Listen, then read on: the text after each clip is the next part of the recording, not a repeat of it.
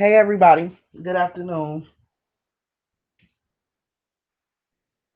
Hey Christina, lady in the streets. Hello. I really don't have as much as time as I normally have, so I'm gonna try to get through today's topic real quick. But make sure I, do my best explaining everything, presenting everything to you guys. So just bear with me, and it's not going to be long. Okay, maybe like a little over an hour. So that might be long to you guys. But y'all know I normally go 2, 3 hours with my presentation. But I'm gonna do something a little different today, okay? Because I want to make sure that everybody, at least everybody who subscribed to me, everybody that follow, Malika's world, I want to make sure that everybody have an overall understanding of what's going on, of who is behind the setup. Okay, and I know we discussed this before, but it seems that people are still drifting off so much to where I had to like damn near dismantle my Facebook group. I have quote unquote truth seekers that's out there everywhere, in every direction. And they looking into people that have absolutely nothing to do with this case or this setup. And I thought I've actually did, a fantastic job bringing all the information to the table and proving to you guys this is a Vice Lord setup. Okay. But I'm going to take it even further. And I'm about to break these. Okay, I'm about to break it down and I'm about to show you guys each set and how they run and how they came into the hotel that night. Okay, so you guys really, after this presentation right here, it shouldn't be no confusion as to what the fuck was going on. Okay, I'm calling this today persons of interest, and the people that I'm going to be speaking on today are persons of interest. Okay, pertaining to this case, some was not there, but we're going to actually bring them into light because they are affiliated, either affiliated with this squad or they, may cause shots, when it comes to some of these squads. So that's why we're going to bring certain people up today, okay? But it's going to get interesting like it always do, and I'm going to drop some bombs like I always do. So for those that wonder, like, where Malika been? And it's cool, as long as you don't think I'm running and I'm hiding, because I don't run a hide. I don't run a hide from nobody. If it take me some time to come back on here and speak with y'all, that's because I'm knee deep into work, trying to figure this shit out so I can bring y'all some real solid stuff to the table. Because like I told y'all, there's no clown shit over here. Okay, we don't just make up shit as we go along. I don't pretend to see shit that I don't. I'm bringing y'all real shit, okay, and connecting dots. So yeah, that takes time, and also it's not really real people that you can really align yourself with out there. So the bulk of the research is on myself as well as my partners, Jack, Queen of Jack, and John. These are the people who I work with on a day-to-day basis, and we do a lot of behind the scenes work, y'all, to try to make this shit come together. Not just for y'all, but for us too. Okay, and to make sure that we all, are on the same page, make sure we actually going somewhere with this, you know what I'm saying? So we not here playing no games. If y'all don't hear from me, that's because I'm behind the scenes, getting shit together. I'm behind the scenes working. Not to mention I'm operating like 3, 4 different platforms. Okay, so I'm sorry for the little break, but also I've been working with John behind the scenes because he got some presentations that he's going to be doing too.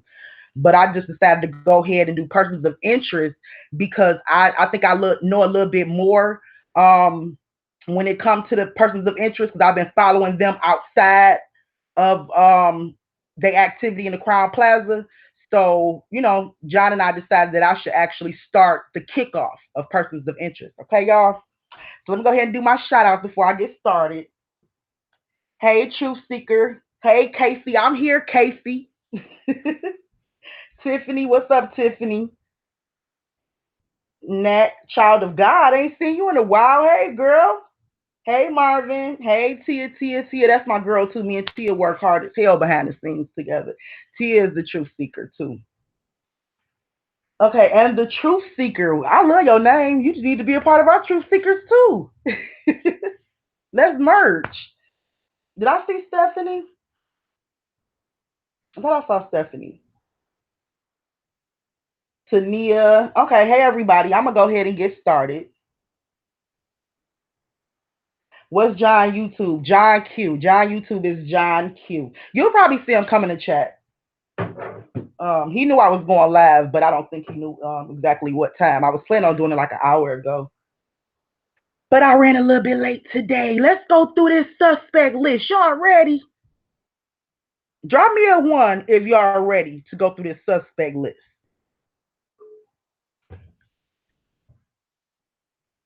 And y'all know for some reason they hate this channel, so we might have some complications. Okay, we might have some minor setbacks and shit, but it's okay because we're gonna get through this.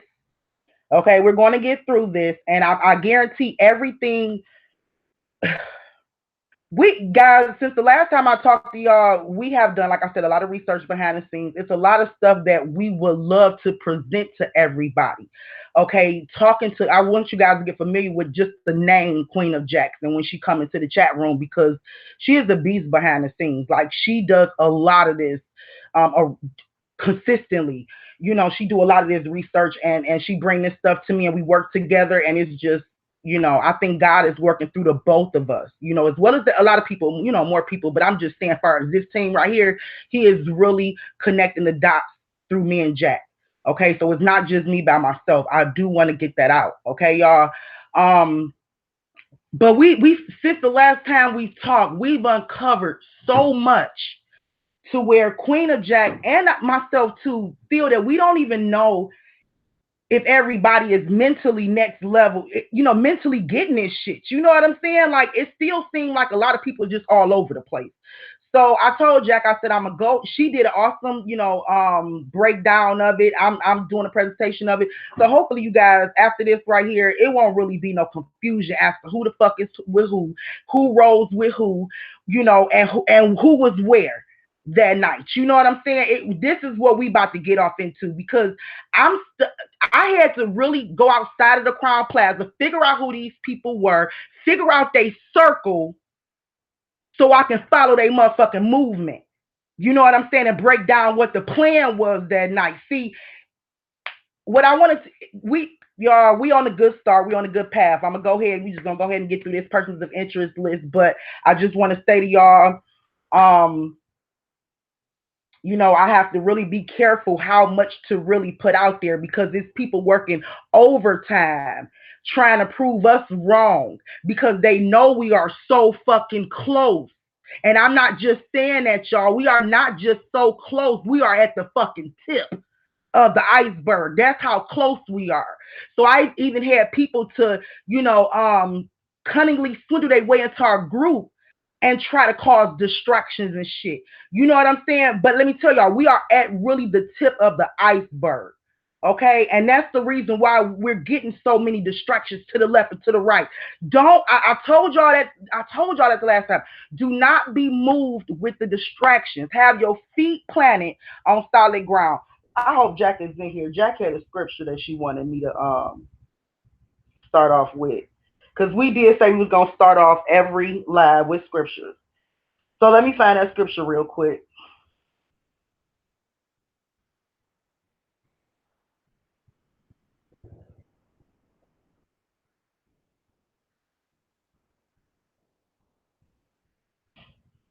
Okay. This scripture that Jack wanted me to present to everybody today is from Luke 8:17. Okay. For everyone who does wicked things hates the light and does not come to the light, lest his work shall be exposed. Verse 21. I think this verse or yeah. But whoever does what is true comes to the light so that he may be clearly seen that his work has been carried out by God. I'm gonna read that again. Okay, so these are actually two different. One is Luke 8:17, but have the same meaning. The other one is John 3:20 is what she gave me. So again, for everyone who does wicked things hates the light and does not come to the light, lest their work shall be exposed. But whoever does what is true comes to the light so that it may be clearly seen that his work has been carried out by God. Okay, so enough with that secret private things that you guys do. Okay, because God say, if it's evil and it's wicked, it needs to come to the light so you can be cleared. Your conscience can be cleared from it. So you can continue to walk in no guilt, no harm, and no shame. You see what I'm saying? You guys are following darkness. Okay, and the reason why you following darkness is so your evil deeds won't be exposed. But we over here, we are the light, and our light shines on your evil deeds, so you will be exposed. Now, let's get ready. Hey, Queen of Jacks, my girl here with me. Okay, let's get ready.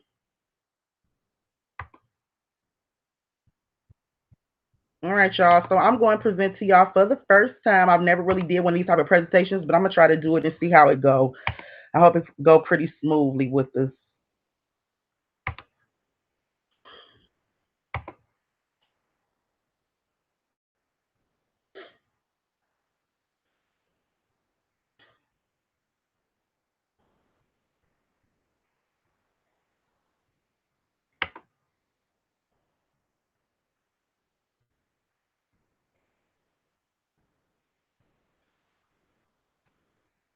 All right, guys. I'm not going to be able to really look at the screen. I'm talking from behind the screen, but I will check my phone. So if anytime if you can't hear me, drop a two. If you guys having any issues with hearing me or anything, drop me a two. Okay.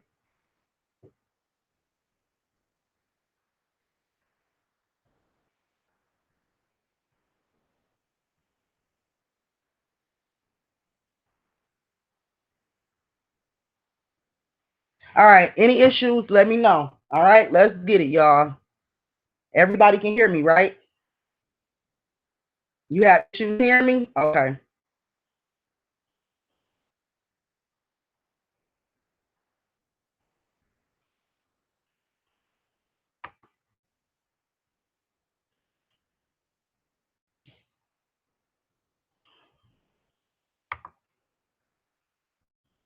All right. Can you guys hear me pretty good? Drop me a one. Let me make sure you guys can hear me good before I move forward with this.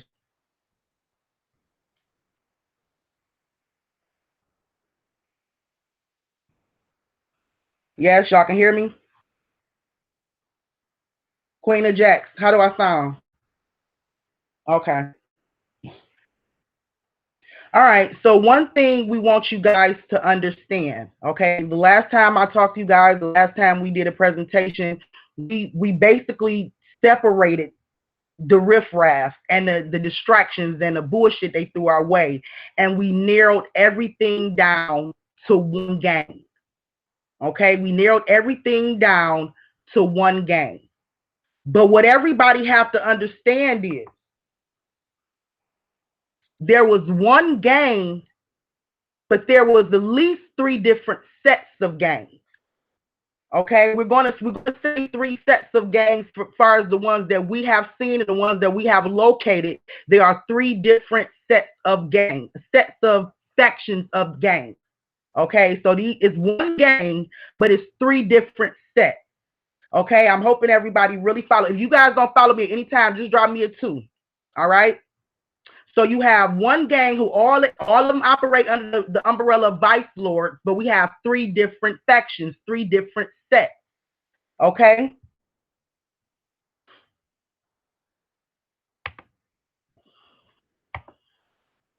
Now let's start with the first set.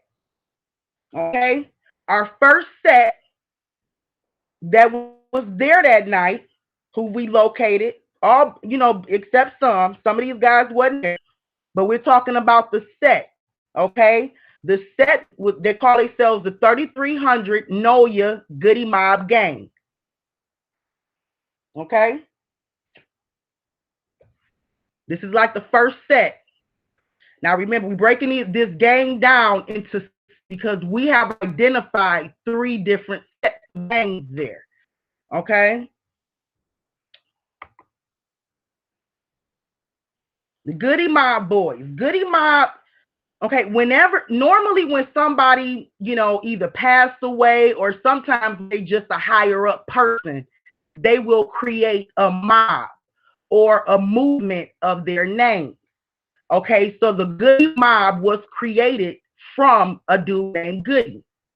Okay, these are the Goody mob set of vice lords, a faction of vice lords. Okay, they are a set.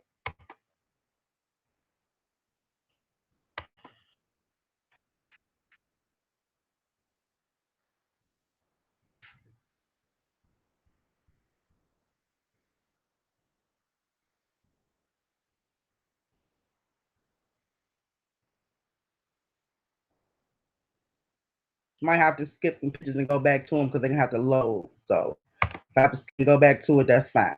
Okay, these are the Goody Mob girls. Okay, Bree Bree, what's that girl name? Shanika, or something like that. Okay, I don't know who the girl is in the middle. Okay, this is the clique of the Goody Mob girls. All right.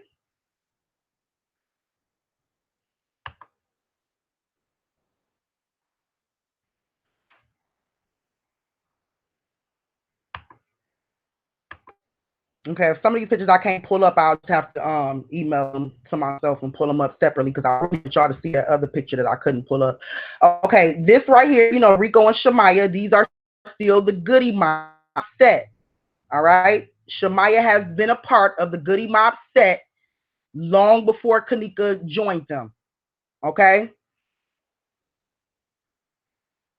peace and blessings to everybody. Hey, Shavar. Okay, Monifa, a part of the Goody Mob set. Let's see if I can put up slide number 6 again. That was buffering on this. So I want you guys to see that.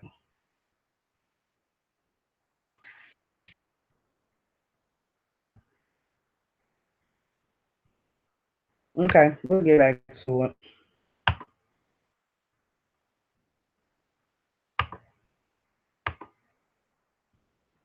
Okay, these guys right here in the picture, these are all Goody Mob. See you see the boy in the colorful sweater. His name is Goody Boy. About the bag. This was our boy that was in an all red sweater. So this was the Goody Mob gang right here. All except Rico and Bert was not there. When you look to the panel, see Jermaine back there. Jermaine is also a good boy. I know we see Pease back there, but Pease is not actually a goody boy, but he still fits with the clique. And I'm explaining to you guys what I mean by that later. Okay, here your Goody Mob boys right here. Some, and all with the except of Hollywood. Like I said, they all are under one umbrella. Okay, they just different sets, so you might see them in pictures still together, but because they all are considered vice lords under the vice lord umbrella, there's three different sets of gangs. Okay, but we're still on the Goody Mob boys. All right, all right. So I wrote some stuff down. A look into the Goody Mob squad. The Goody Mob gang originated from the streets of Chicago. And I said following a death, but he actually could have started this group while he was still alive, okay? Of a dude named Goody. Goody Mob gang's territory is 3,300 Noya of North Austin, which is Vice Lord territory. This set is under the Vice Lord's umbrella. They are street workers that keeps the gang's hustle and money in circulation. These gangs would be considered the bottom ranking members. We believe that Rico and Birdie runs this block slash set slash gang, while Peace and Killer are the overseers. These two are the middlemen that's in between the Goody Mob and the Chester Mob boys, which is we're going to explain right after this. So we believe that Rico and Birdie actually run the 3,300 Goody Mob squad. They run that area, and we believe that Killer and Peasy are pretty much like the middleman between the 3,300 boys and the next level boys who we're getting ready to discuss, which are, I could be wrong with this 2515. Let me know, Jack. Was that the right location 2515? Okay. No, I spelled it wrong. I'll go back and change it. Okay, I thought it was no. I think it's Nolia, ain't it, Jack? Okay, well I gotta change my Nolia spelling in here. Okay. All right, and let me know too if that 2515 is right. But anyway, so we believe that PZ and Killer are really the middleman that's in between, like I said, the bottom street hustling boys and his next game that we getting ready to explain to y'all. All right.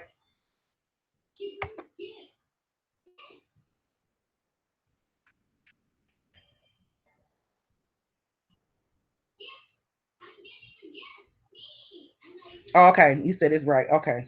So yeah, 2515. Okay. All right. So right here we got is just a photo of Rico beside Peasy, because I want you guys to understand that Peasy is really affiliated with the 3300 boys. Like I said, I think he's more like an overseer. He's the middleman because he's actually connected with another higher up group, okay, than the 3300 boys. But Ty, I believe, is just a friend of Peasy, a really close friend of Peasy. So I believe that he's really a close friend or acquaintance of the higher up dude, not so much the 3300 dude. Do you guys get what I'm saying? So Rico's connection to Ty will be Peasy. Okay. If I'm on off track or if you guys not follow me, just drop me a one and let me know and I'll slow it down and back it up. Hold on.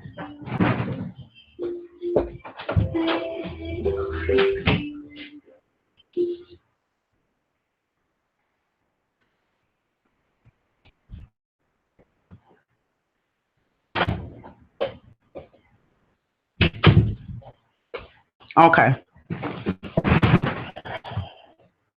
All right. Let's get through this. All right. So here you see the crew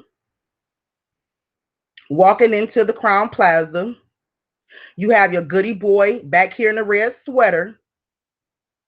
Okay. This is the goody boy mob alongside with Ty. And remember, Ty is Peasy's connection. Okay. Ty is not a vice lord. Ty is a renegade.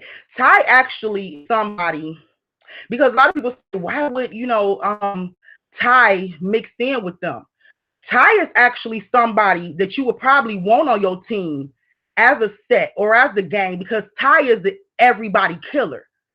So if you have ops that are plentiful, ops everywhere, you will want somebody on your team who's an everybody killer. Do you get what I'm saying? And who's not really in alliance with other gangs. So the Ty the Renegade, he basically is ops to all of the vice lord ops. Do y'all get what I'm saying?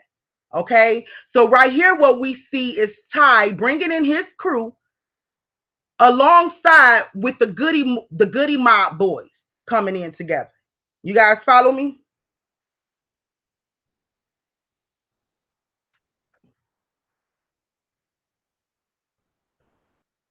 We ain't even talking about Ty stepdad. We got some more bigger people in here. Please don't jump. Please don't jump the gun, because when y'all do that, y'all can throw off other people in the chat. And I'm really speaking some real shit right now. You know what I'm saying? So like kind of like elaborate on the shit I'm speaking. But when y'all do shit like that, y'all kind of like throwing everything off. But this don't have nothing to do with Carl. Nothing at all. Not right now, at least. Okay. I don't want anybody to be confused. Okay, let's just kind of keep up with the three sets of games that was at that hotel that night. I do everything step by step, and that's the reason why I've came this far. Okay, I just that's how I am. I'm not all over the place. I do shit step by step. All right, so now we about to look into the Chester Mob Squad. All right, who is the Chester Mob and who is his squad? It's okay. I just don't want you to confuse. I don't want you to confuse yourself. I don't want you to confuse yourself, along with everybody else. But I'm telling you, all this information is confusing enough, because they literally mix people in together and tried to confuse the whole situation. So to be able to unscramble This shit is a headache for me, for Jax, for everybody that's working this case and trying to unscramble this shit. It's a headache. For y'all that's sitting here trying to take all this information in, it's a headache. So I'm giving y'all advice. Don't jump too far ahead. Let's take this shit one step at a time. Learn who these players are. Okay, let's learn who these players are, because it was some players up in there, and we ready to go straight to the hotel and look at those high power players when we have to understand that the gangs work together with higher ups. Okay, and these people were calling shots way before the hotel even got it involved. I'm just trying to get y'all to see that and understand that. Okay, who is Chester Mob? He tell you right here on his face, on his Instagram, I call a play and motherfuckers huddle up. Okay, so Chester Mob, I want you guys to understand, did not have to be at that hotel that night. Chester Mob can call a play and motherfuckers huddle up. Are y'all following me? Just want to make sure y'all following me. All right. So this is a separate set that we looking into. Meet the Lairs brothers. Come on, come on, come on.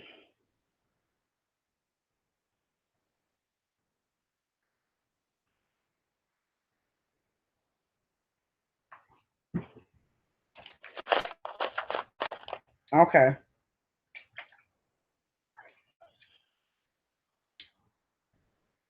Okay, so these are the Lairs brothers. Other stuff, Slat is not loading for whatever reason. Okay, well, it's supposed to be a picture to your right. It's not loading, but that picture would be of their deceased brother. It's another brother too that passed away. He's deceased. Okay. I'm pretty sure you guys know Chester Miles Ryan. You guys seen him, and this one right here, everybody call him J Lord. We don't know, what his real name is, but he goes by the name of J Lord. Okay, the Lairs brothers, they got money, and I told you guys before. I told you guys that they are more of the higher up. They are not the street hustlers. They're not the 3,300 boys. 15, 2515 boys. I don't know how they say it. 2,515. I don't know how they say it, but that's the block they rep. That's the block they represent, and they are pretty much, I believe, overseers of the 3,300 boys and a drug operation. Okay, I'm probably skipping ahead of myself because I want to show y'all that's the. All right, so these two right here are the guys. They are the guys. Remember, I told y'all, I said they had a picture. Their profile picture is like a Don. That's actually their grandfather that just passed away, who they actually said was a Don. Before he passed away, Jack said she did her research and he lived to see like 108 years old. So that's their actual grandfather that you see on their profile picture. So I was kind of right because I did say a Don, but I didn't know he was the actual their grandfather. So that's the Lairs brothers. Like I said, the slide on the right is you guys, their deceased brother. Okay. Okay. Neither one of those guys was at the party that night. Okay. But you have to understand, these guys have a mob. They have a set. Okay. Here's actually a picture of their brother, their deceased brother too, an obituary that I had of them to give you guys a picture of who the Lairs brothers are. Okay. In fact, they run shit in a area.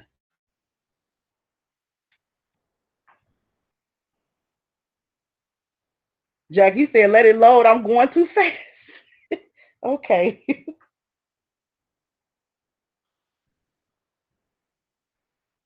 Just trying to make sure I got enough time to go through this whole thing too. But I don't think we got a lot of pictures in here, Jack, so it shouldn't really take long.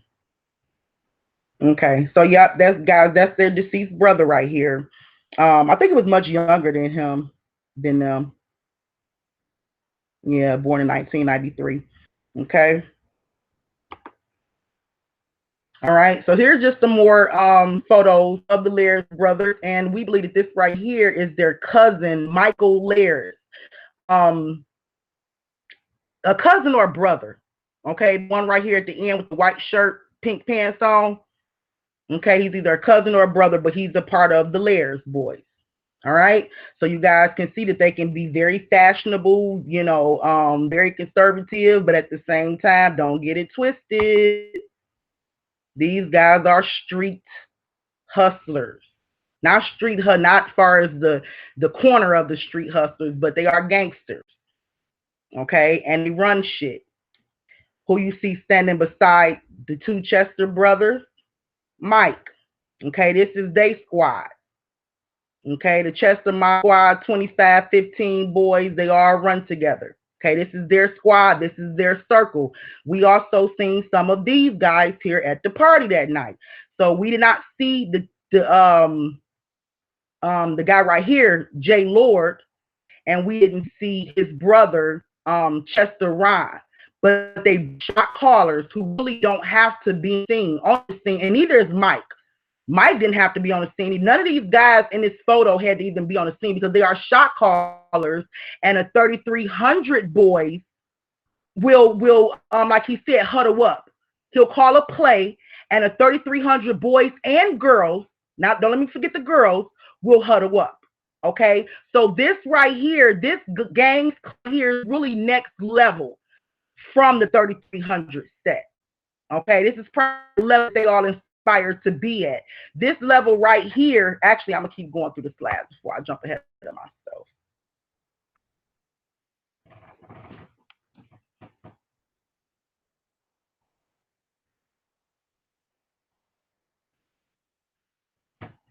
Okay, so right here, you guys see, am I speaking fast? Y'all actually get it. Okay.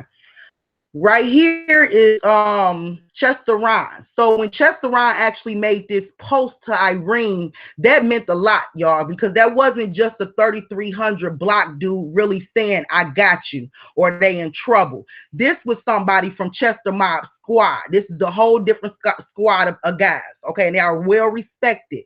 So when he pretty much put his seal on Irene, that was her covering. And I think I explained that to y'all before. He was Irene's covering. We also believe Irene was ranked up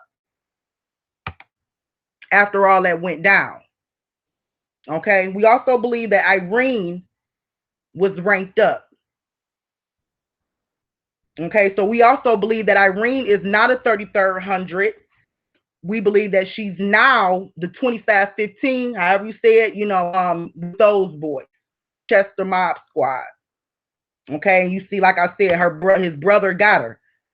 Okay, so we believe she run with these. Do you guys get what I'm saying? She actually leveled up. Okay.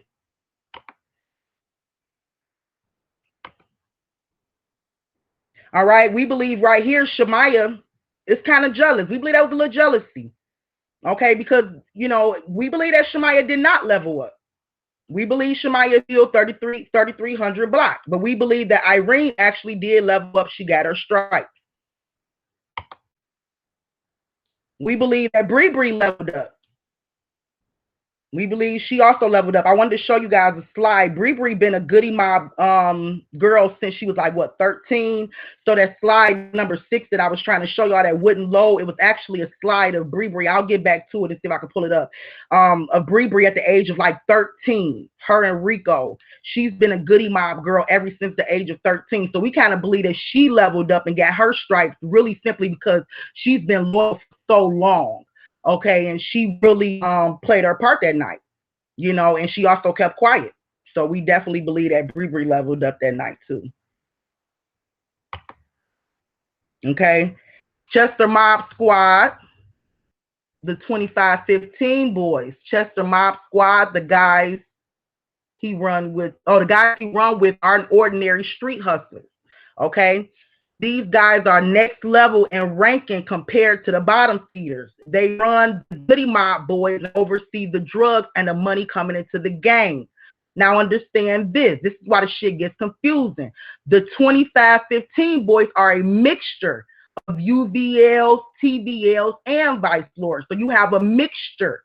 Okay, so that's why you see Mike, hanging with the Chester Mob boys, and he's a traveling vice lord. Then you have, your regular vice lords, and you'll use it. So it's a combination, okay, of vice lords with the Chester Mob squad. All right.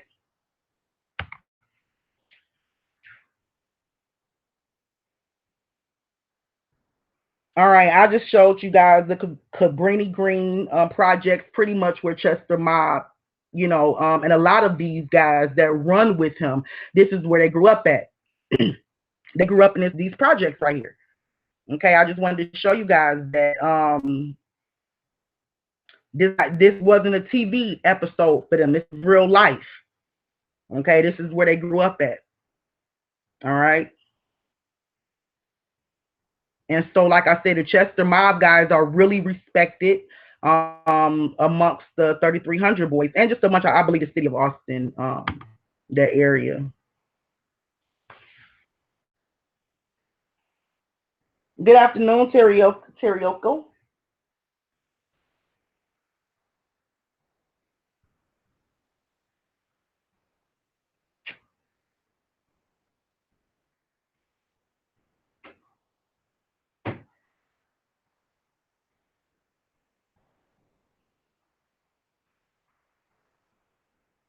Hey, finest Jews.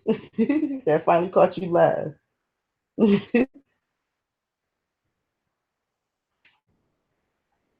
can y'all better catch me in the afternoon with my labs and stuff.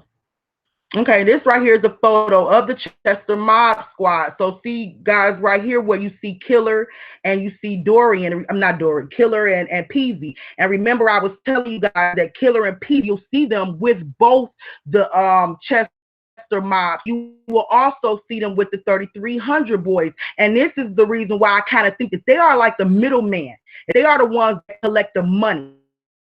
You see what I'm saying? Like they dope from these guys right here, the big guys, and I believe the thieves and are the ones that actually collect the money from the younger boys, from the 3300 boys. So if it was some money or anything that got messed up in that pot, in that set pot, these two right here, Killer and Dorian, will be the ones to go back to report to the Chester squad, which is J Lord, Ron, and down here at the bottom, Mike. Okay, if you guys not follow me, just drop me a one and let me know. All right.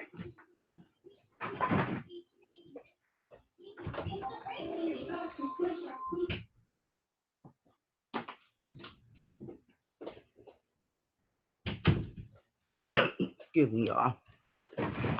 All right. So this is the Chester Mob crew.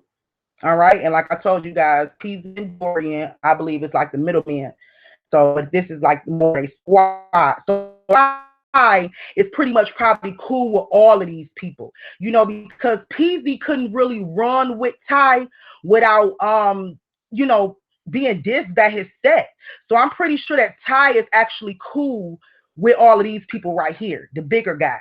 You get what I'm saying?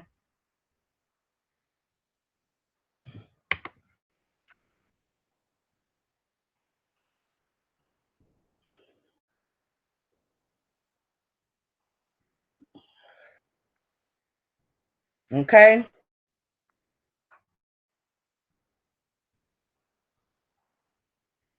Yes, Truth Seeker. I'm gonna keep it on here. Okay, so this right here was the Chester Mob boys. Okay, because a part of the Chester Mob squad is also Look Ty.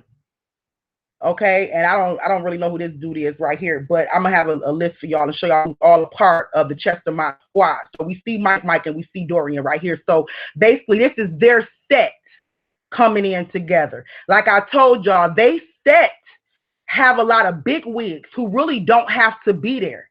They can just put their people in place. You see what I'm saying? Then you have the Goody Mob just putting a few of their people in place.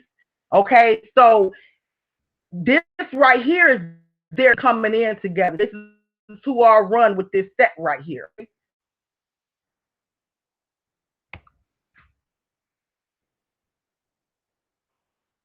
And you see Mike in the front.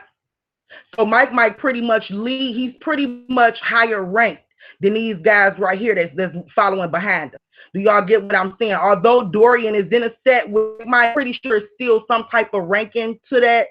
So Mike is still a man at the end of the day. That's why you can definitely tell in the way he walks how the fact that he's walking in front of everybody. All right, but that's Mike set. That's Chester Mob set squad, basically. All right, so we're gonna get to the Jenkins City. Now, Jenkins City, I have not heard being talked about at all um, pertaining to this case. And which is, I find very ironic because this is another set of vice lords that was there that night. And they were swarming. It was a lot of them. It was more of Jenkins City set than it was any other set in the hotel that night. But yet I haven't heard people really call them out. And I know people have actually spoken their name, but I don't know if everybody actually understands who these people are. All right. This is a set. Let's get it. All right. Jenkins City. I know we all saw this post before, and everybody probably wondered, what the hell is Jenkins City? I'm going to get up to it and show y'all what Jenkins City is, okay? This dude right here, like I told you, is the cousin of Kanika on her dad's side. I don't think she really had a lot of relationship with her cousins, but he's also a cousin of Birdie, who's also a Jenkins. Their last name is Jenkins from her dad's side of the family, okay? Here he's standing next to Cocky. Okay, but if you notice, he hashtagged Jenkins City. That means something. He's not just talking about his last name. Okay, he's talking about something else. All right.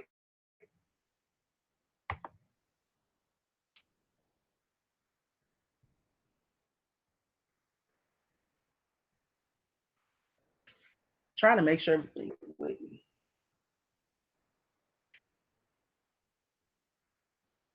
Okay, Jenkins City, what it means. Now, I'm just giving y'all, my explanation of what I found, the meaning of. But I also put a video at the bottom. I have y'all a link down there so y'all can watch a video because they do have YouTube videos. But Jenkins City started off as an explosive takeover of people with the last name Jenkins. Okay, the last name Jenkins ran the streets of Austin, mainly the 33rd block. Okay, Jenkins escalated from a family of vice lords with the last name Jenkins. Okay, many who hold down and supplies the 3300 block to become Jenkins City. This is what so it started off as just a family of, it was a lot of Jenkins. Now remember we seen that I did a video and they was talking about how the Jenkins is just thick in that area. The J's is deep in that area. Okay, y'all have to understand too, in Chicago, people would take a name and create a mob or a movement, or in this instance, a city, and it's just saying a city could be like a nation, Jenkins Nation. Do y'all get what I'm saying? But they call it Jenkins City because it's not just the people, but we run this city too, if y'all get what I'm saying. But there's also a meaning that they put behind that because it's not just for people with the last name Jenkins. No, it's a combination of vice lords, of different type of vice lords that has joined together for one main purpose, which is to make money. The meaning of Jenkins City you can find on YouTube, guys. Watch on YouTube A Day in the Life of Jenkins City. It's made by, I think the guy name is Dick Shine or something like that. Y'all know the guy Shine something that make a lot of those rap movies and videos and stuff like that. But and that'll give y'all a better understanding of who Jenkins City is. Okay, it's just a combination of vice lords, different type of vice lords who have joined together, and they are big timers. They are big timers. Okay. For the purpose of making money. All right. And like I said, they used to at some point just run, because they last name and they were so thick in the area. But now they have become literally a nation, a movement, or whatever you want to call it. But it's called Jenkins City. Are y'all with me?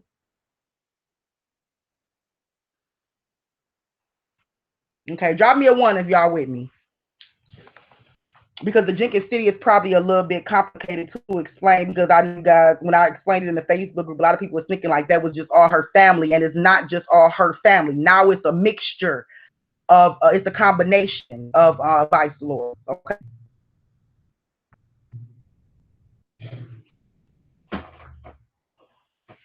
and they call themselves Jenkins City.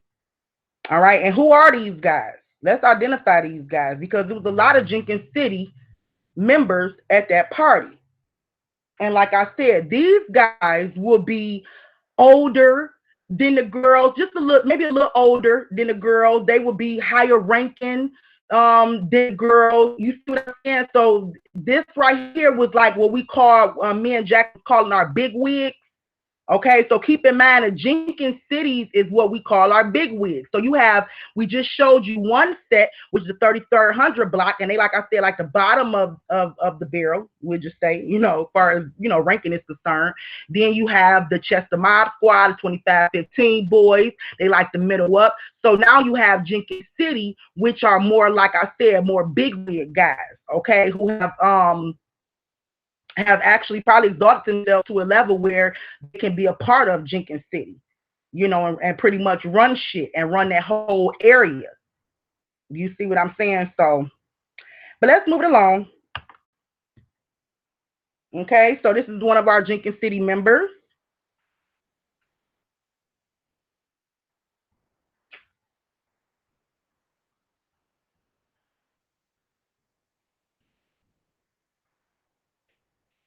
Okay, everybody know this is Smack. We all know that he was at the party at the hotel that night, should I say. We all know that he was at the hotel that night. And we all know that Smacks isn't just what we should know by now. Smacks is just in any ordinary person. Okay, Smacks, we didn't see Smacks really running with the other guys. You see what I'm saying? So Smacks is actually a Jenkins City dude. All right. Now we seen a picture right here, and I decided to upload it for you guys so you guys can actually understand what's going on here.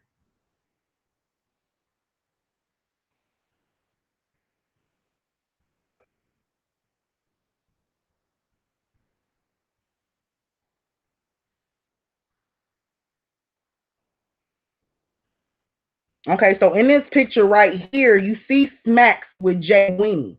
Okay, but that does not mean that Smacks is a part of Jay Winnie's squad. Smacks is not a part of Jay Winnie's squad. Jay Winnie kind of, I guess, like look up to Smacks.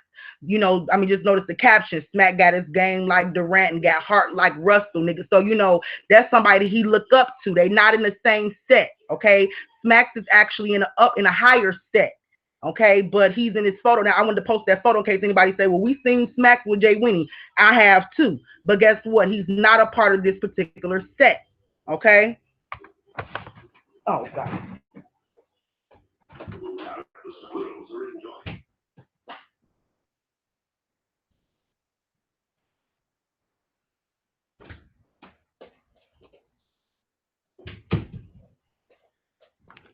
Okay.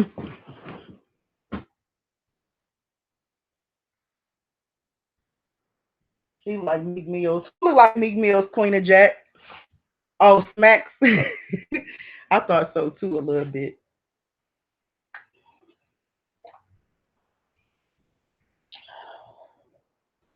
Okay, right here we got Sticks.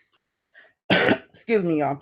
Which is another member of the Jenkins City squad. Okay. Six is a Jenkins City's boy, and we know that Six was at the hotel that night.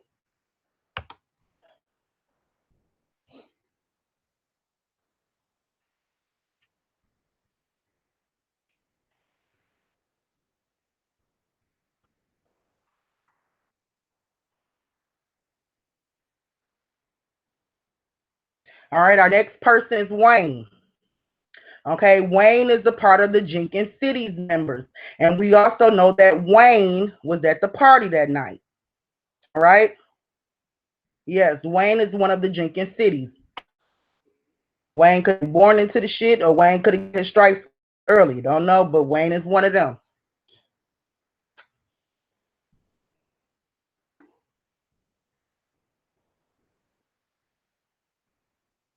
Hey,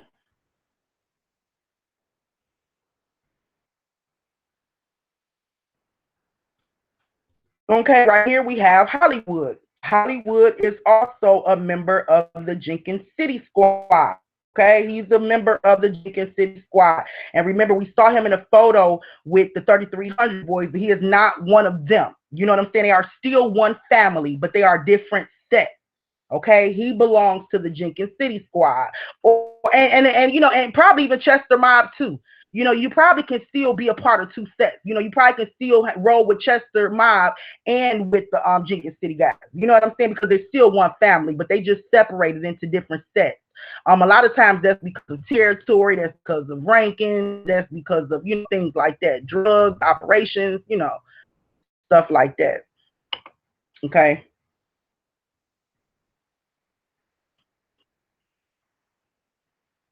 Okay, I don't know if this is them that somebody gave me, but this right here, I know for sure is the Jenkins City's boys walking into the party.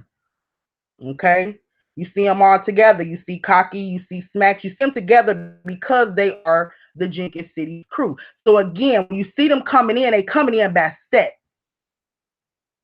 Okay, this is their set. I don't know who this guy though, and I'm assuming this is Hollywood right here with the dreads, right? Oh, be the Jenkins City set, the Jenkins City's boys. Do y'all get me? That's coming in as a set. So we just saw the Goody Boys set walk in with Ty Rowland. Okay, and they also came in probably at different points of time. And we also saw the Chester Mob set. We saw Mike and them set. Okay, and now we're looking at the Jenkins City set. These are three different sets, one under one game. All right. But these guys right here that we looking at right here are actually more big dogs than the other ones. All right. So I got this chart that Queen of Jacks drew up. And this is about as accurate as we can get for right now, but it's just to give you guys a visual of everything we just went over. And I'm hoping you guys can really, you know, grasp all the information.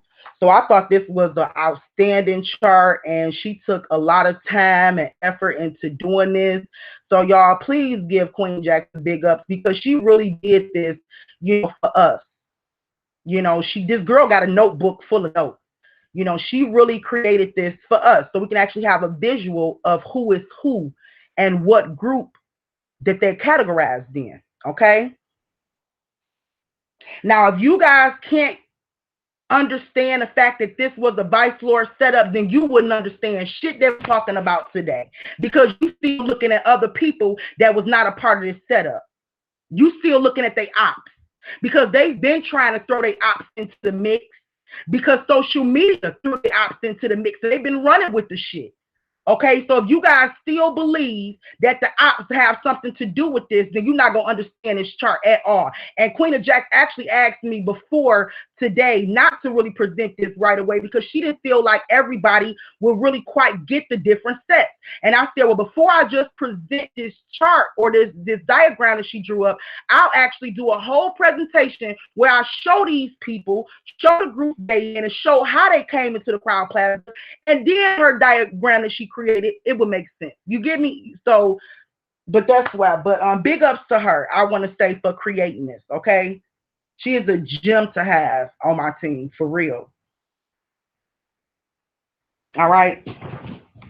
All right, so right here, she just showed you guys the 3,300, you know you. We got Rico, okay, and Rico, she has is that a universal vice lord, Birdie, Abriana, and Shamaya. Now, we believe that Abriana actually, like I said, graduated, or what do you ever want to call it, to the next level, okay? And right here, she have these people like in the middle. You see how she has PZ, Tiffy, Lil Ty, Irene in the middle because they kind of actually are both. They rep both, you know, 3,300 and Chester Mob because it's like you can start off here, but you level up to the Chester Mob squad. You see what I'm saying? So you pretty much running shit over here in the 3,300 area. So these people right here would be in the middle. Okay. So she has right here in a circle anyone who claims Goody Gang. Okay, so you guys are doing research, so you see the Goody Gang. Anybody that claims Goody Gang will be the 3300 know you. Okay, guys or girls. All right, so over here she got the Chester Mob Squad, pretty much showing you guys the Chester Mob Squad, and Mike, how he's a traveling vice lord. He got Tiffy, PZ, Lil Ty, Neff, and like she said, Little Ty can actually be a 3300 boy who probably just got ranked up to the Chester Mob Squad. You see what I'm saying? See, a lot of these dudes that we believe have just got ranked up from that night. Okay, so they can actually go into both categories. All right. But we know that Ron and Jay Lord is actually the leaders of the Chester Mob Squad. Okay, and neither one of them was at the party. And I showed you guys at the beginning how Jay Lord say shit. He can call a play and everybody come huddle. He don't have to be there. Okay, neither brother. Okay, and that's the reason why they can go on social media and they can overdo it about Kanika, and everybody thinks they so fucking sincere because y'all was like, oh, they weren't even at the party. He got a tattoo on his face. Let me just say this: his tattoo say JFK. You guys have to understand one word or shit can have different meanings with these people. So just because you see JFK, it could be somebody else that got killed. I'm just saying. All right. I'm just saying. I don't know that. I'm just throwing it out there. All right, that JFK, you just don't know. But these two right here, no, they was not there, but they whole damn squad was. All right. Okay, at the bottom, you see Jenkins City. She have Cocky, Smack, Hollywood, Sticks, and Wayne, the ones we just went over and showed you guys. All these right here are a part of Jenkins City.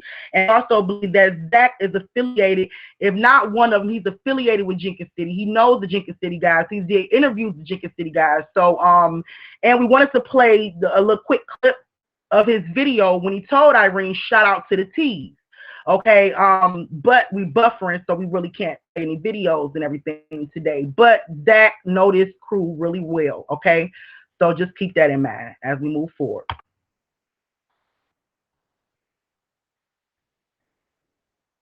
That's right, Tia. JFK can mean anything. Well, I mean, we just don't know.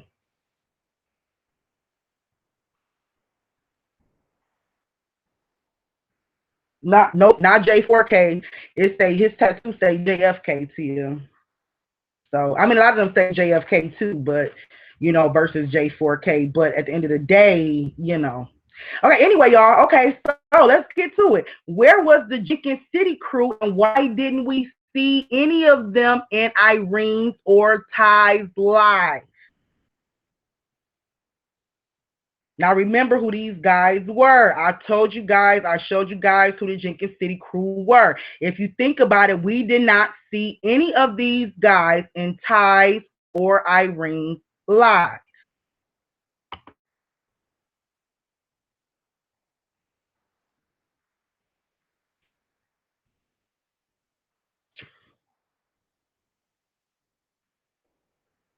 Now remember, guys, it was brought to us about room 609.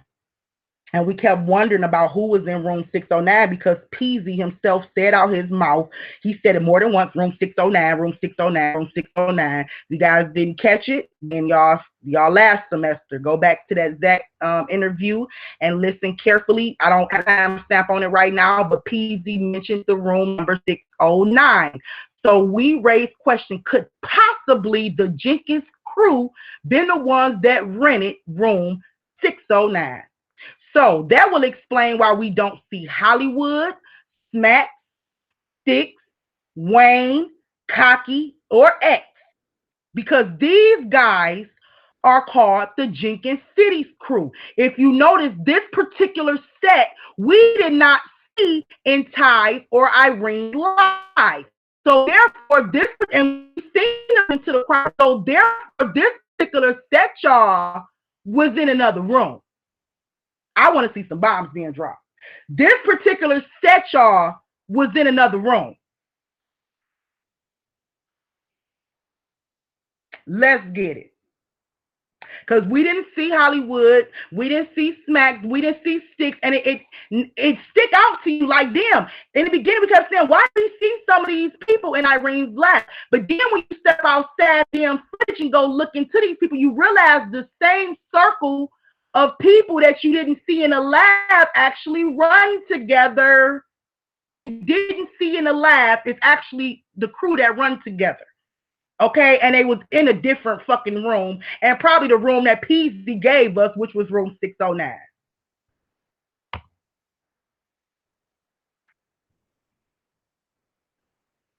Found their ass, got you. We seen y'all walk into the Crown Plaza, but we didn't see y'all in them other rooms. So where was y'all at? And like I said, these people are more big wigs.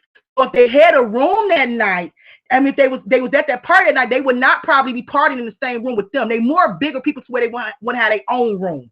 Do y'all see? They had their own fucking room there. The Jenkins City crew, who I have no problem with calling out, by the way. But anyway, other possible people that was in that room, Mike possibly was partying with the Jenkins City crew, or if not partying, but in that room with the Jenkins City crew. Zach was possibly in the other room with the Jenkins City crew. I have R&M. And I'm pretty sure you guys know, because I don't want to speak nobody's name. I don't have people coming for me, and I'm really deep into this shit. R&M possibly knows the Jenkins City crew, and I have not completely tagged them to the Jenkins City crew. That's another reason why they want to put their name out there. Okay. But R&M possibly knows the Jenkins City crew and was in that other room, because I'm telling y'all, this is another room which PZ mentioned, 609, where there was a lot of big wigs in that room. Okay, and these are the same dudes that we didn't see in the lab. And remember, we also really didn't see Mike in the lab either. So that goes to show us that Mike was in this other room too with the Jenkins City crew.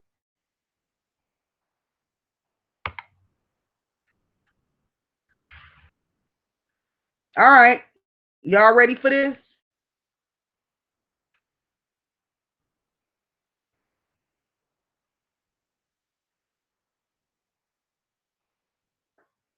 All right, y'all ready for this?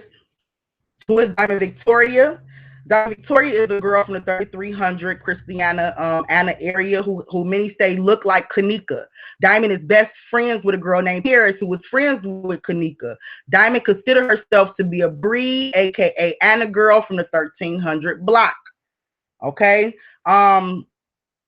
Jack, make sure I have everything right pertaining to Diamond, because this was more of her research when it came to Diamond. Diamond also, I want to make this clear for me, Queen of Jack. Diamond also, isn't she aligned, or she knows the Chester mob guys? I think she's following them on social media. So we have connected Diamond to the Chester mob dude. Is that right, Queen of Jack? Okay, all right. So yeah, we have connected Diamond to the Chester mob dude. Okay, which is quite interesting, because yes, you don't breathe are the ops to the vice lords. You don't see them blending or mixing. But as I said to you before, when it comes to females, we do shit. That's probably just not unethical. Shit you just probably shouldn't do. It's unmorally wrong. Okay, but we do stuff. And so when it comes to females, they flip flop, and and it could be because the dudes, because of the guys that they know. Okay, but yes, Diamond, we have found a connection between Diamond, who is the breed, and the Chester mob dude. And I don't mean that these people didn't know each other, they didn't go to school together. They probably knew each other from the hood or whatever the case may be. Okay, but as far as this setup is concerned, okay, the only breed that we found that possibly could have been involved in it because of her connection to Irene, her connection to Chester Mob, would be Diamond Victoria. Do y'all get what I'm saying? Okay. And this is why we think that Diamond Victoria was pulled into it.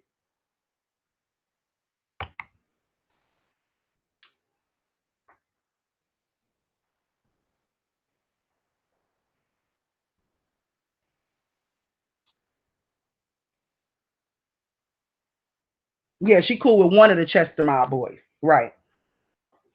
Let me make sure I get that clear.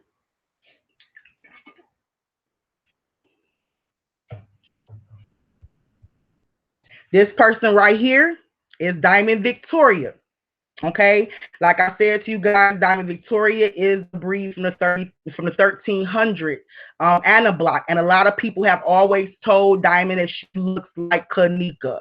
Okay, she's been told that a lot, she looks like Kanika.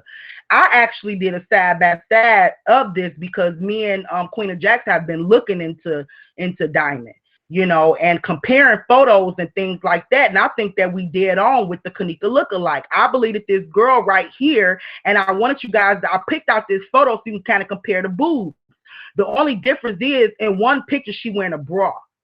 But if you look at the boobs, okay, it's pretty much the same. And she could have got a tattoo later on. But it's pretty much the same girl. The boobs is pretty much the same. So that's why I did a side by side so you guys can pretty much look at the look-alike along with Victoria, Diamond Victoria. Okay, the boobs look just alike to me. Like I said, other than right here, she just wearing a bra that kind of push them more in together.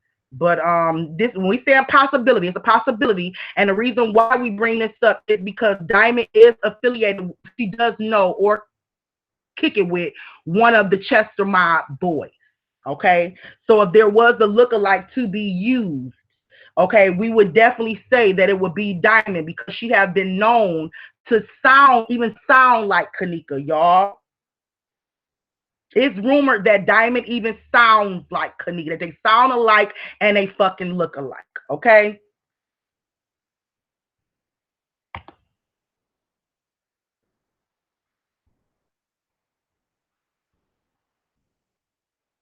And the eyebrows look similar too. I think she draw her eyebrows on. Remember, I mentioned that too in the last one. I said this person right here draw her eyebrows on. And if y'all go back to the slide, the previous slide, it looked like she definitely draw her eyebrows on.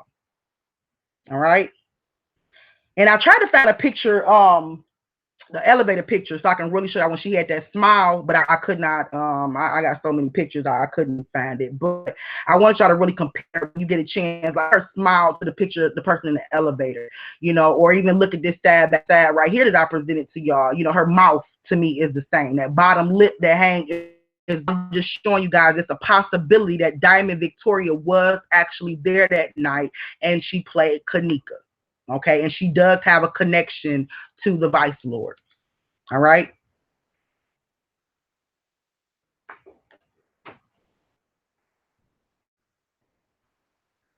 Let me get what you said, Queen J.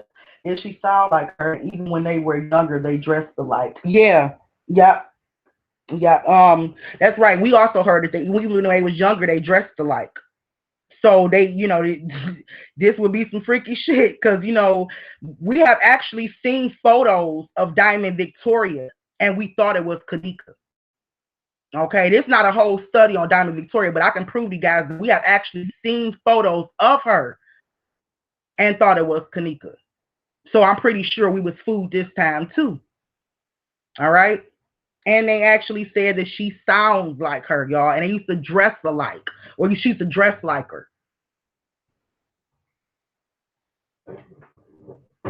All right.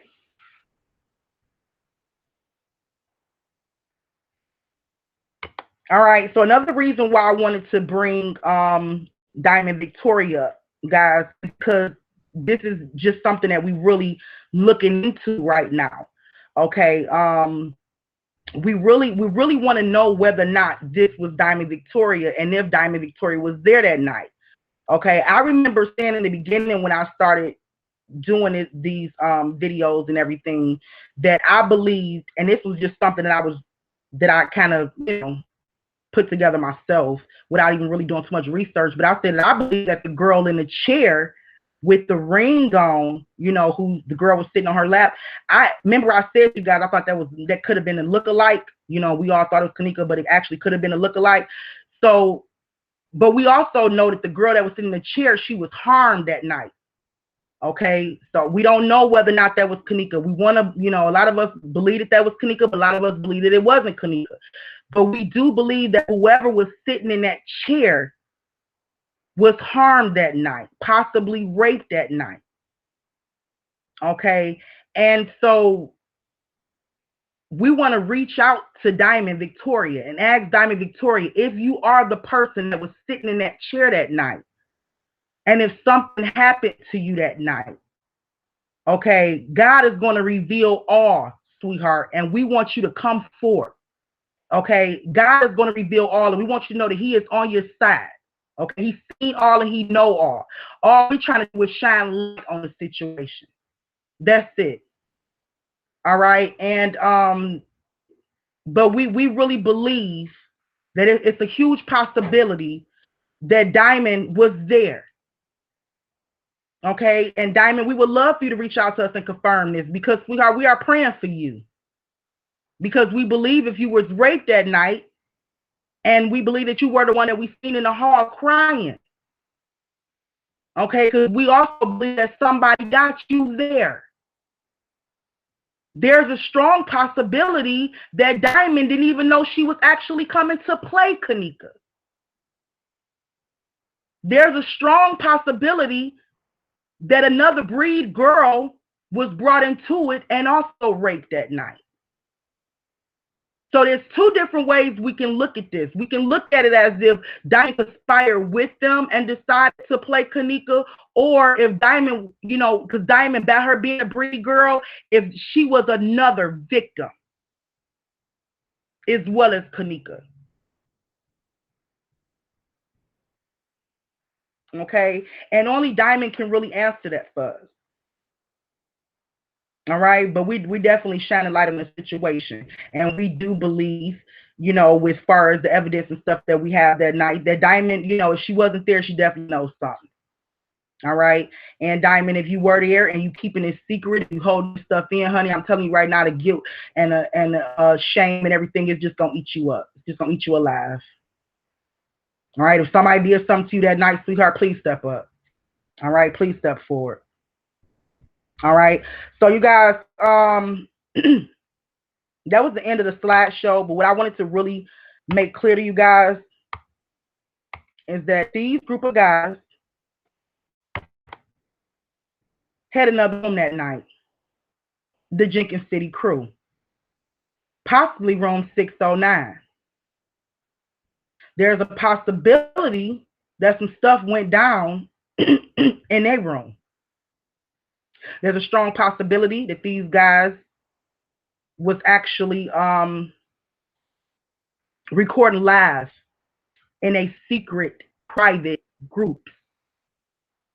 There's a possibility that Irene was watching this shit. And we was watching it with her for a minute, and we was hearing the shit that was going on. We have also compared some voices. Queen of Jackson and I, we believe that one of the voices that we hear, and it's really hard for me to say it right now, but actually playing it, I would love to play the video and kind of go through it with y'all right now. But right before I did, I was buffering bad, so I decided to delete the videos out. But in a part of the Irene video, we compare voices, and we believe we even hear Cocky's voice. Okay, so what we need for you guys to do is to go to YouTube and look up the Jenkins City, who they are, and Cocky is a rapper, a part of a Jenkins City crew rapper. Look at the interviews, get familiar with the voices. Okay, this stuff do take a lot of work and investigating. Okay, because Queen of Jax, I know for sure, been watching all these different YouTube videos, listening to voices, all type of shit, just even kind of figure out what voices are we hearing in these live videos. Do y'all get what I'm saying? So we believe even in Irene's live video that we even hear Cocky's voice. How could that be if we never see Cocky in Irene's room? Hello. These guys was in a whole different room doing God knows what to God knows who. As far as that's as much as I'm gonna say right now. Okay. For me, that's hella bomb. All right. These guys in another room doing God knows what to God knows who. It's even possible that Diamond Victoria was a victim that night. These are the same guys we don't see in either live. but we can hear their voice in the background of Irene's life, and maybe some in the background of Ty's life. Okay, keep that in mind. Mike was possibly in that other room, and I don't even think it was a possibility too. I think Mike was in that other room. And I think Mike was probably the one that got Kanika out that room, Ty's in the room, and took her to room 609. But it could have been anybody. So I don't want to really just stretch and say that, reach and say that. It could have been anybody. But I'm just saying, we believe that Mike was actually in that other room too, the Jenkins City boys, because he's actually affiliated with these boys. These are some big boys. And I can actually see him pretty much partying with them, and then especially if it was, should I say that? Especially if it was some foul stuff going on in the other room. We believe that Mike illustrated the shit, that he was there. Okay, and possibly that, and possibly R&M. All right? You guys should know who R&M is, right? Without me even saying the name.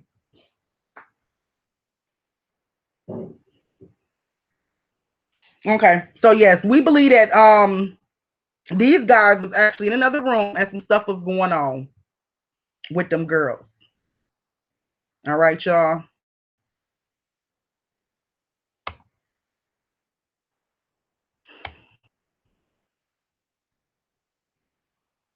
All right. Okay, let me just show you right here, child of God, since you brought it up. I'm glad you did. I'm gonna show you this real quick.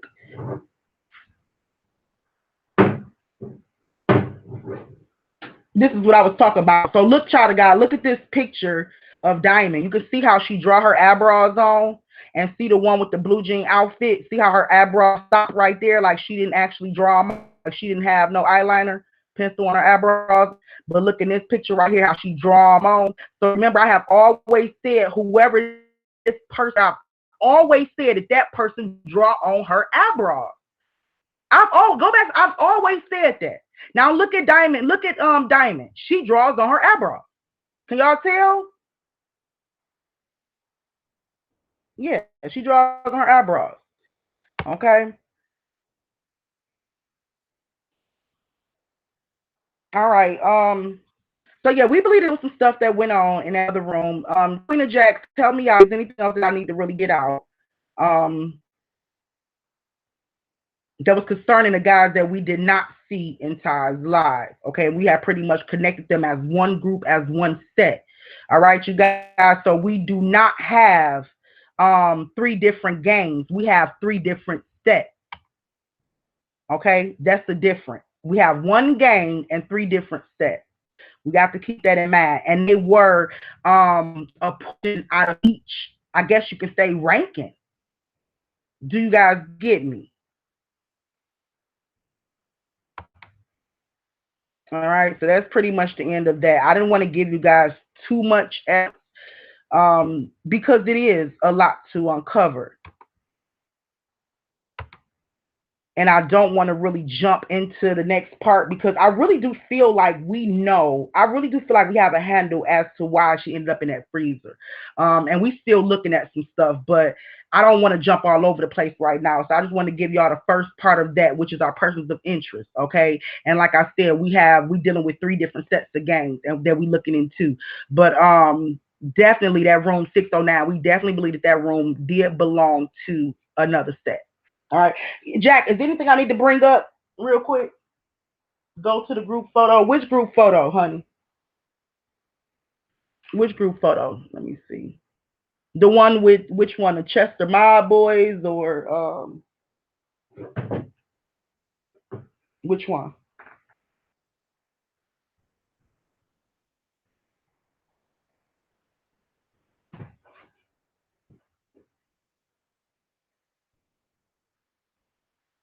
The one with Rico on the ground. Okay. I got you. All right, let me put up this photo for it real quick.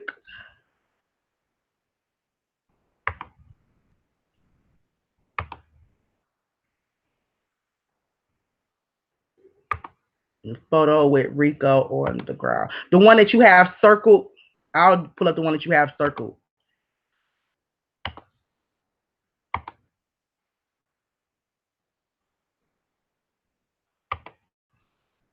Okay, just give it a second to load.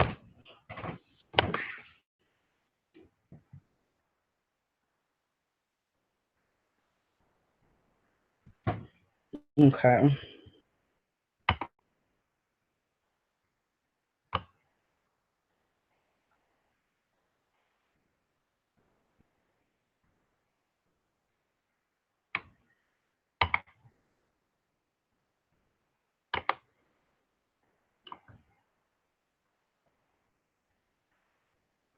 I'm gonna see if this slide number six to pull up so you guys can see how long Bree have been rocking with them. Y'all have to understand if they called if Chester Mob called to play, Bree had to participate. She had no choice. Bree been a goody mob for the longest.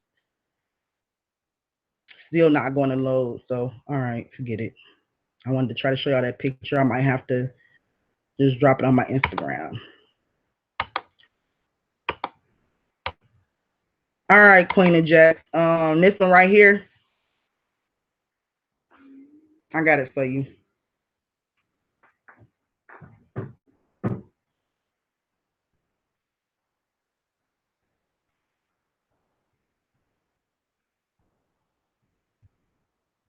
It's a distraction. Who just came in here? Somebody just came in here with a distraction.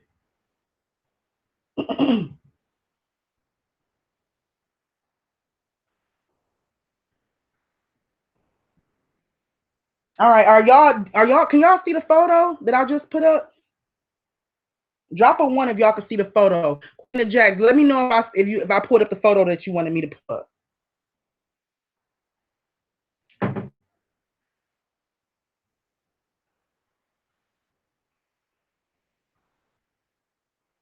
These sets are the ones trying to put the ops in the mix. Makes perfect sense. Oh yeah. Mhm. Yep. You got it, child of God. You got it. Yes. Then you got Rashawn, Deanna Kenneth crying. Oh yeah. We actually found some tweets. Um, y'all, Queen of Jack actually found some tweets. Dion Hardiman, he was actually still posting. He just was not posting on Twitter. I mean, not Twitter. He wasn't posting on Facebook or Instagram, but he was posting on Twitter. And I promise y'all, the world was about to make that boy kill himself. Dion Hardiman. The world was, when I tell y'all that boy was taking on so much and he was so tired and he was crying. And not only was he really crying about Kanika, the whole situation, and he was really messed up about the situation. Okay. Because we believe he was one of the little guys around the hood that probably had a little crush on her. They probably knew he could never really get with her, but he just crushed her. So he went through that with losing a close friend, somebody he grew up with. And on top of that, social media was accusing him of being the guy with the blue jacket on in the kitchen. So when I tell y'all, if y'all look at Dion Hardiman's Twitter and see how that boy and see what that boy was going through, it make you shed a tear. It will make you shed a tear. They had no choice but to be quiet and let somebody figure out the truth. That's right, Jack. They had no choice because they still a part of a gang. Okay, and once you are labeled a snitch in Chicago, that's a wrap. It don't matter what gang, what set, what clique, whatever. Once you labeled a snitch in Chicago, it's a wrap. Your own gang don't even want to be affiliated with you. So no, they couldn't go on a spree. And actually, Rashawn, if y'all remember, Rashawn Mitchell did kind of go on a spree because I think Rashawn Mitchell was taking the shit hard, very hard too. So he actually was saying like no, but maybe the reason why, and this is another good, I don't know if a lot of y'all know too. Maybe the reason why Dion really couldn't speak up is because the breeds are really close to the Vice Lord territory. Okay, so 1300 Anna is breed territory. If you go down to 1400 through 1600 Anna, that's Vice Lord territory. So another reason why you probably wouldn't have a breed speaking out or saying anything as much as they really do love Kanika could be because they are really so close to the Vice Lord territory that some shit a war could have popped off instantly. Do you get what I'm saying? Okay, so that's the reason why they couldn't say anything. As much as they love her, they couldn't. It would have definitely started a war, I believe. Okay, the three top circles are Jenkins City Vice Lord. Don't let anyone tell you different. Okay, okay, Jack. The first three people are Jenkins City Vice Lords. Okay, top three, which is Hollywood. I did point him out. His name is Banner. Right here, this Banner, Jack Banner, and who is this one right here? I forgot. All three of these guys right here are City's Vice Lord. I just told Hollywood, but these two are too. And this one right here, I think he might be Miguel or something maybe on Facebook, but his name is Michael. So he's actually a part of the Chester Mob Boys. So you see how matter of fact, look at this one photo and you can see all three sets coming together: a Goody Mob, a Chester Mob, and the Jenkins City Boys. You see them all? You guys follow me? Dante, that's right, Dante. So you got Dante, you got Banner, and you got Hollywood. So these three guys at the top are Jenkins City. They're a little bit more higher ranked than these two at the bottom. You get what I'm saying? They might even pose when they do their pyramids. They might even pose according to ranking. I mean, I don't know. I'm just saying. Because Rico always he posed with these guys, he always at the bottom. But when he posed with the other guys, he in the front. I mean, shit, I don't know. But yeah, that's I'm glad she pointed it out, y'all. So yeah, even though it's a photo with all of them together, these three at the top are the Jenkins City guys. This one right here is the Chester Mob guy. This right here is the Goody Boy, and they all together in one photo. So like she said, at the end of the day, they all one family. Let me look at that diagram again so you guys can actually I forgot to point that out. I forgot to point that out.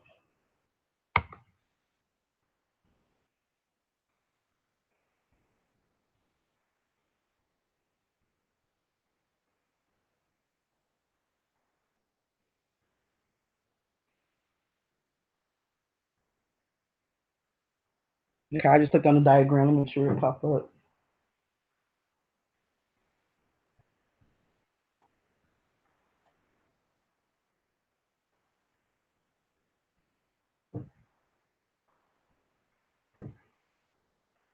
I feel bad for them kids who were there. I do too, child of God. I do too. I'm telling y'all, if y'all look at their Twitter, they was really going through it.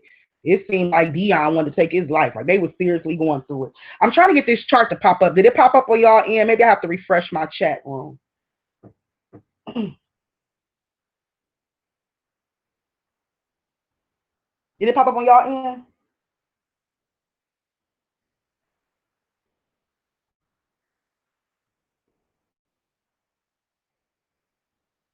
Okay. All right, cool. Okay, so y'all see how she had in the middle? Y'all have to refresh my chat room so I really can't see what y'all can see. Y'all see how she have in the middle who is who?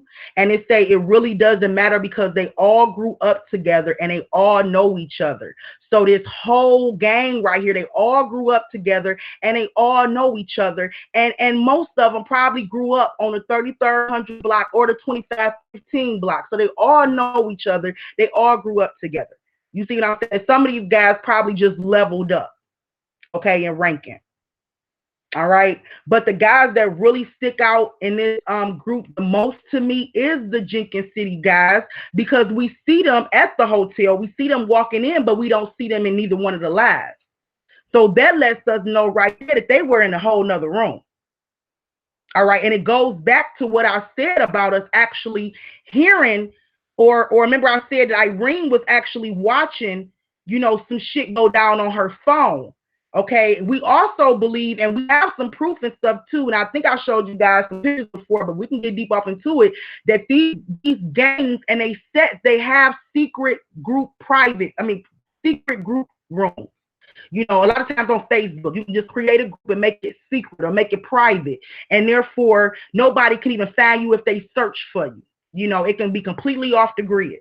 Okay, so they have secret rooms, and we also know that recording a gang rape had became popular. It had became a thing to do. Okay, but we believe this last incident, more people got more slick rather than publicly going live while they doing certain things. We believe they actually is going live inside little group chat. If y'all get what I'm saying, to where only they crew can see this stuff, they people can see this stuff. Or Jack also pointed out something. You can also go live on your Facebook and you can set your settings to friends only, or certain people can actually see it. Do you guys get what I'm saying? So we do believe that these guys was going live as they was probably raping these girls. I'm just gonna throw it out there, really, because I don't give a fuck. This is what I strongly feel. Okay, we believe that these guys are probably raping these girls or whatever. There's some shit going on in their room. Okay, and these girls was probably watching it. Okay, but at the same time, it's hard to kind of really get everybody to believe that, because everybody, I have a lot of people that watch that and be like, well, Malika, it really don't seem like that. It is. See, what, and Irene's live was edited just as well. Ty's live was edited, but his shit was edited to the point to where stuff was placed all over the place in different parts. And we see the glitch, and I think the reason why we see the glitches is because while he's going live, he could have been pausing it and restarting it. Okay, and it was edited during that time, so now you got a glitch right there in the stop and restart part. With Irene's live, I think Irene's live was just straight through, because there wasn't really much going on but then just sitting in the bed. And what they did was they probably chopped that up and merged videos together to make one. You see what I'm saying? We really don't know, because I really do think that it was probably stuff that we probably still don't have. If y'all wonder why videos and shit all of a sudden surfacing, just think about it. It's because they even took Irene's live and they even chopped that bitch up. And that's why all of a sudden you got a piece of it that just came out of nowhere. Do y'all feel what I'm saying? So both lives was edited, okay, to try to hide whatever it was they was trying to hide. But to God be the glory, they still slipped up some damn where. Do y'all get what I'm saying? We still heard to help me. And they tried to probably merge a video right there where the song jumped in and played, or anything, you know what I'm saying, to kind of hide to help me. But a lot of us knew what the fuck we heard. We knew what the fuck we heard. Or it could have been a part of the song, and they cut it right there. Anything, but I'm trying to get y'all to understand that her shit was edited too. Her shit was edited too. Her shit was just probably done different from Ty's, because I believe her live, she did her shit straight through. It wasn't no stop, pausing like Ty did, and continue. No, her shit was just straight through, and then probably gave it over to Zach, and he chopped her shit up and merged it together, if y'all get what I'm saying.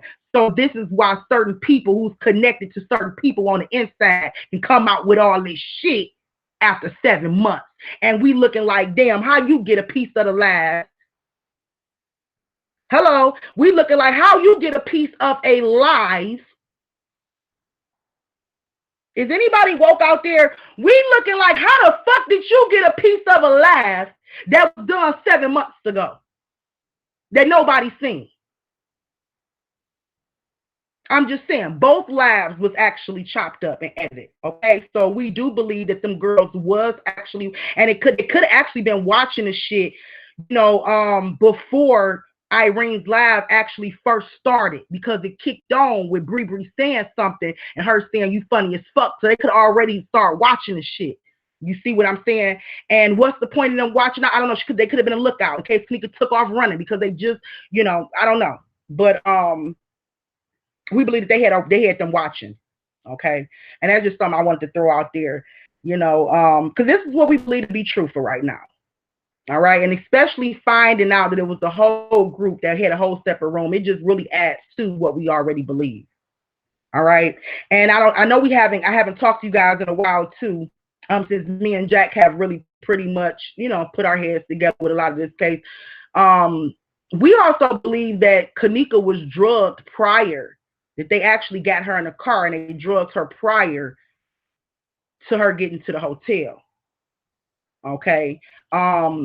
that ride along from Chicago to Rosemont would have been enough time for her to sip for them to sip in the car on the way there.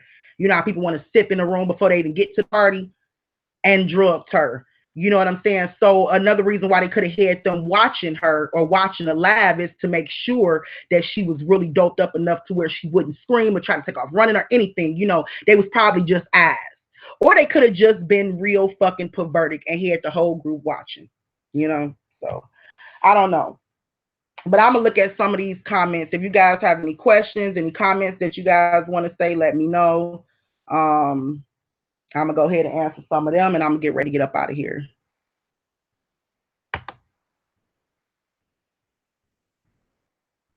All right. I definitely feel that we are getting to the breaking point. We at the tip of the iceberg. Actually, we already there. Okay, and it was really crucial for us to identify who these people were and try to make a connection between them and the hotel and what type of business, the operation, or whatever. And so it was really important that we looked into these people. And so now that we have an idea of who the Jenkins City guys is and what they about and how they run their money and their business operation and shit like that, so we have more to bring to the table too. You know that I'm believing will make sense and will connect some dots. But that's the end of this right here. This is the persons of interest part one. This is just the kickoff. Okay, y'all. So we're gonna really get into this shit. We're gonna try to locate these people. We're gonna locate their movement, how they been moving throughout, now that we know that they are in certain sets and certain groups. Um, and I'm just telling y'all from my observation, anybody that do not fit into these groups, they was not there. Okay, they just wasn't fucking there. Leave Tolliver the fuck alone. He wasn't there. Leave him alone. He they fucking op. Just saying. Okay, so I'm gonna go ahead in this chat room, ask questions, then I'm gonna go ahead and get up out of here. Um, love the way you always break every single piece down. Thank you, Taruko.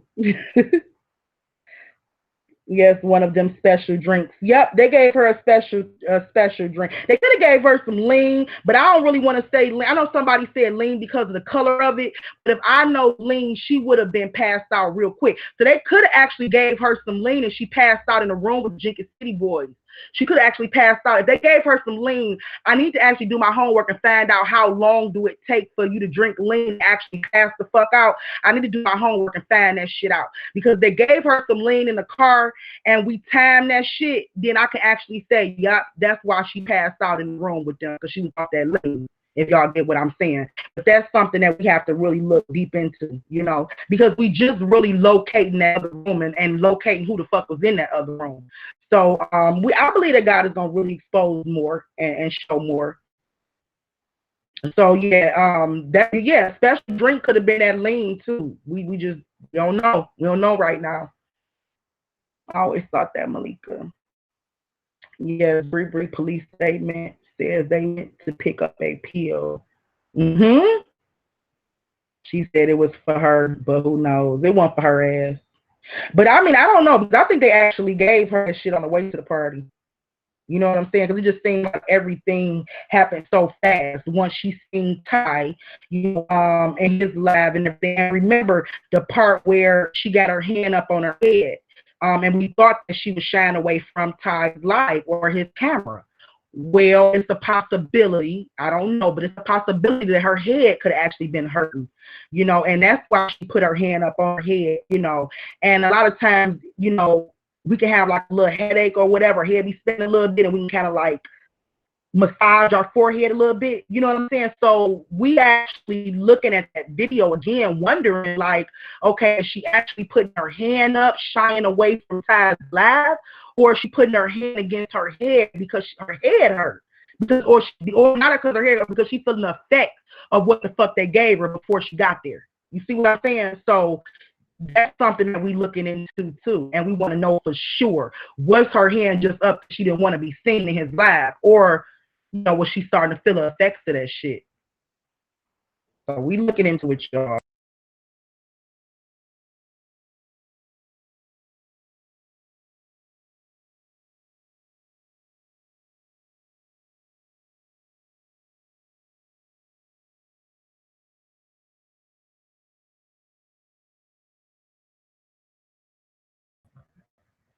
Okay, I lost the connection, but it was real quick, so good.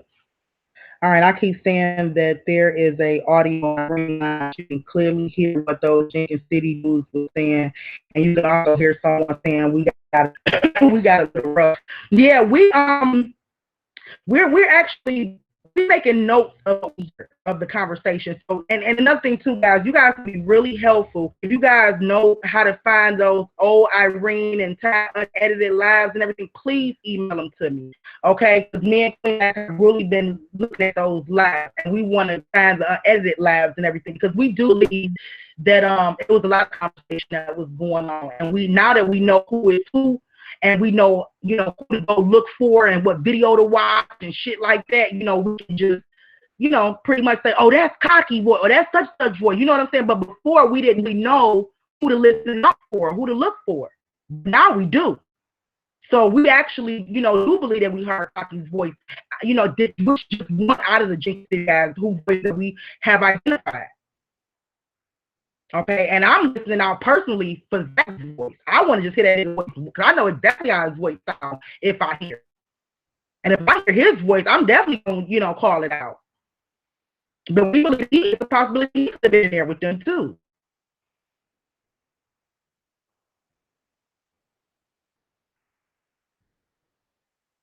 So was that Kanika walking in the hallway with Bree and Shamaya and Monifa coming into the place? Yeah, I think that coming in, right?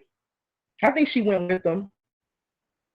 But my theory is I don't think Kanika, and I want to really jump about that, but I am gonna say I just don't think Kanika drove. I don't think the whole I'm really starting to think that the whole, her Berlin mystery thing was a lie. I don't know why, but I'm really starting to feel like that was a lie.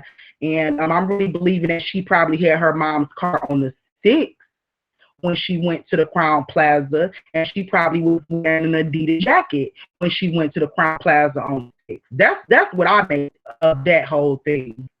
Because I do believe I always said from the very beginning that I been at that room for more than one motherfucking day. Period. I've always said that. And even also see that the one of them rooms was rented for a few days. And I believe that was Irene's room. Okay, so I believe she was actually there at some point on the 6th. That was probably the last time Laura actually seen her was on the 6th in her Adidas outfit. But I believe at some point she took her mom's car back home and she ended up riding up there with the girls at the night of the big party, the party with her and Tiffy.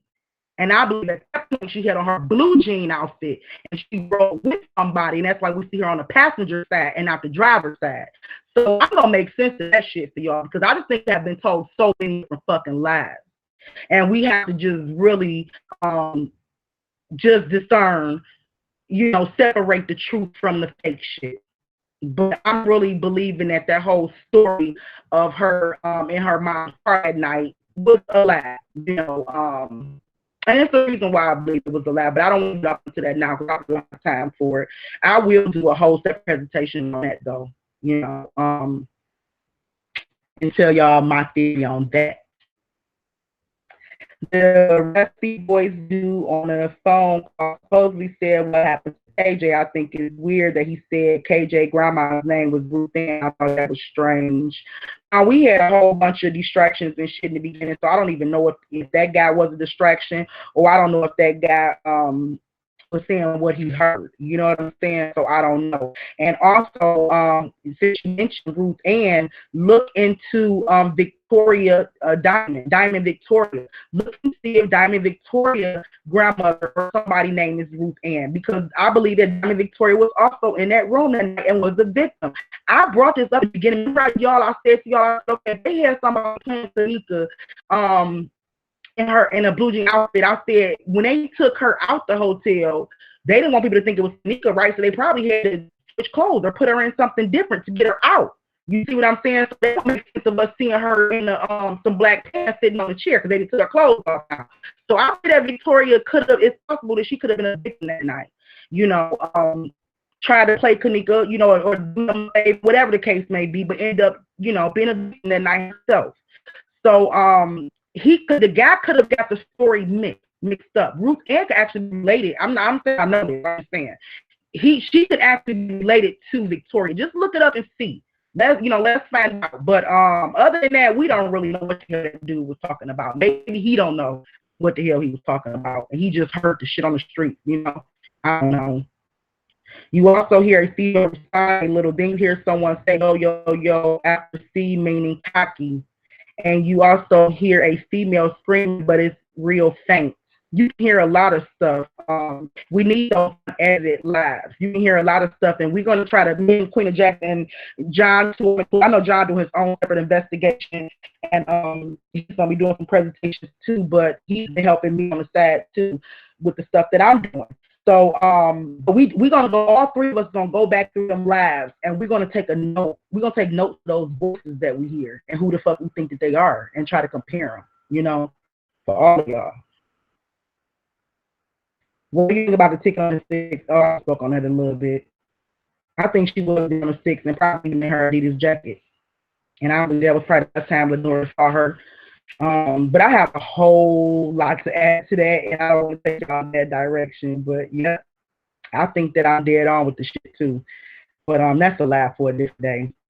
Somebody on YouTube has the original version, because that's the only version of it I have heard. Please, if anybody have it, please send it to malikasworld@gmail.com.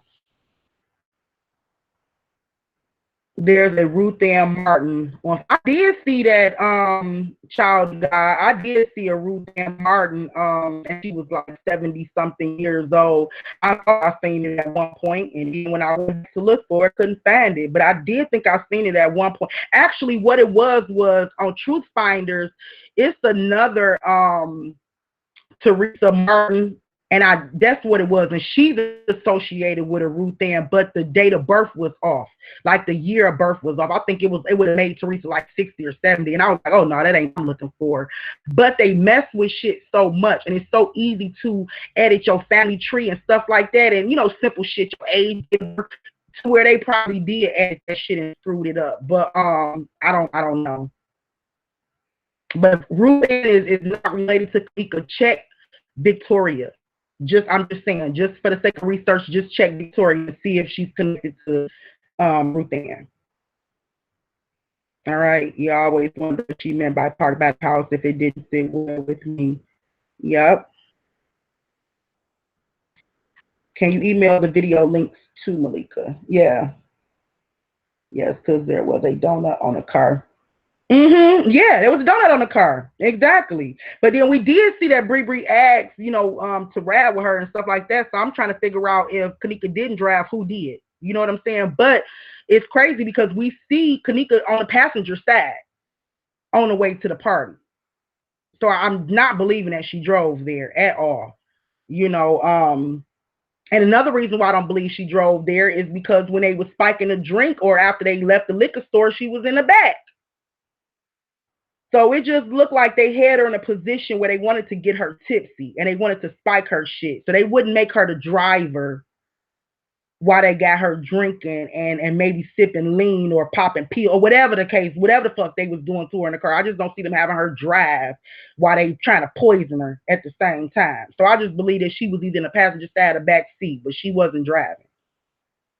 Okay, but I just wanted to go ahead and do that quick laugh for you guys. I gotta go. I love you all. Thanks for tuning in. I hope this helped identifying everybody that was involved. I really hope this helped you guys.